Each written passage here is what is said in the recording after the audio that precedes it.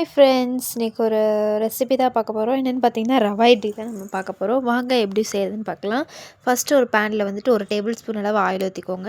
அதுக்கப்புறம் கடலைப்பருப்பு, உளுந்தம்பருப்பு இது ரெண்டுமே வந்து 1 2 டேபிள் ஸ்பூன் போட்டு நல்லா ஃப்ரை பண்ணிக்கோங்க. அது நல்லா முருகலாக வரணும்.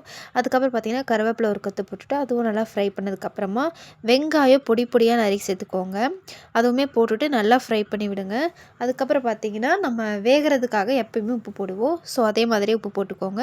உப்பு போட்டுட்டு பச்சை மிளகாய் போட்டுக்கோங்க. நான் வந்து அளவாக ஒரு பச்சை மிளகாய் தான் போட்டிருக்கேன். நீங்கள் உங்கள் காரத்துக்கு ஏற்ற மாதிரி போட்டுக்கோங்க. அதுக்கப்புறம் இஞ்சி கொஞ்சம் துருவி சேர்த்துக்கோங்க. சேர்த்துட்டு அது நல்லா ஃப்ரை ஆனதுக்கப்புறமா கேரட்டை வந்து துருவி போட்டுக்கோங்க. அப்போ தான் வந்து நல்லா டேஸ்ட்டாக இருக்கும். சரிங்களா? துருவி போட்டுக்கோங்க. துருவி போட்டு அதுவுமே நல்லா ஃப்ரை ஆயிடும். இப்போ வந்துட்டு நம்ம எல்லாமே வந்து மீடியமான அளவு எடுக்கணும். அதாவது 1 கப் ரவை எடுத்துருக்கேன், நான் 1/2 கப் கேரட் சேர்த்துருக்கேன். சரிங்களா? அதுக்கப்புறம் தயிர் பார்த்தீங்கன்னா 1 கப் ரவைக்கு 1/2 கப் தயிர் எடுத்துக்கோங்க. அப்போ தான் கரெக்டாக இருக்கும். சரிங்களா? கொஞ்சம் கொஞ்சம் விட்டு விட்டு சேர்த்துங்க. ஃபுல்லாமே ஒரே நேரத்தில் சேர்த்திடாதீங்க. நல்லா தயிரெல்லாம் ஊற்றி நல்லா இதானதுக்கப்புறமா மிக்ஸ் ஆனதுக்கப்புறமா தண்ணி சேர்த்துக்கோங்க. தண்ணி சேர்த்து ஒரு 1/2 அன் ஹவர் வந்து ஊற வச்சுருங்க. அப்போ தான் ஒரு நல்ல கன்சிஸ்டன்சி கிடைக்கும்.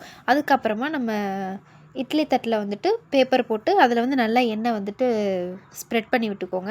அதுக்கப்புறம் ஒவ்வொரு முந்திரி நான் வந்துட்டு ஃப்ரை பண்ணியிருக்க முந்திரியை நெய்யில் போட்டு ஃப்ரை பண்ணி அதுக்கப்புறம் தான் எடுத்து வச்சுருக்கேன். அதே மாதிரி நீங்களும் பண்ணிக்கோங்க. அதுக்கப்புறம் இட்லி சட்டியில் வச்சு எப்பவும் போல் 10 to 15 மினிட்ஸ் விட்டு இறக்குனீங்கன்னா சூப்பரான ரவா இட்லி ரெடி ஆயிரும். இதுக்கு வந்துட்டு எல்லாருமே எங்கள் வீட்டில் வந்துட்டு அடிக்ட் இந்த இட்லிக்கு. இது நீங்களும் செஞ்சு பார்த்துட்டு எப்படி இருக்குன்னு கண்டிப்பாக கமெண்ட்ஸில் சொல்லுங்கள். இந்த வீடியோ பிடிச்சிருந்தது அப்படின்னா லைக் பண்ணுங்கள், ஷேர் பண்ணுங்கள், கமெண்ட் பண்ணுங்கள். மறக்காமல் சப்ஸ்கிரைப் பண்ணுங்கள். Bye friends.